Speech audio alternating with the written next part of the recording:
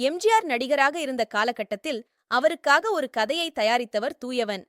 அந்த கதை எம்ஜிஆருக்கும் பிடித்திருந்தது. அவர் தேர்தலில் வென்று முதலமைச்சராகிவிட்டதால் அதன் பிறகு நடிப்பதில்லை என்று முடிவு செய்துவிட்டார். அந்த கதையை ரஜினிகாந்துக்கு ஏற்றவாறு மாறுதல்கள் செய்து அவரிடம் சொன்னார் தூயவன். கதை ரஜினிக்கு பிடித்துப் போயிற்று.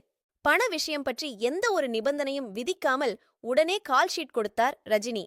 அந்த படம்தான் அன்புள்ள ரஜினிகாந்த் எஸ்டி கம்பைன்ஸ் பேனரில் தூயவன் தயாரித்து வசனமும் எழுதினார். நட்ராஜ் டைரக்ட் செய்தார். இப்படம் பெரும் வெற்றியை பெற்றது.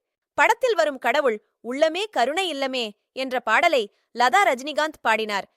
திரைப்படத்துக்காக அவர் பாடியது இதுவே முதல் தடவை. ரஜினி படம் முழுவதும் 15 செட் உடைகள் மட்டுமே பயன்படுத்தி நடித்தார்.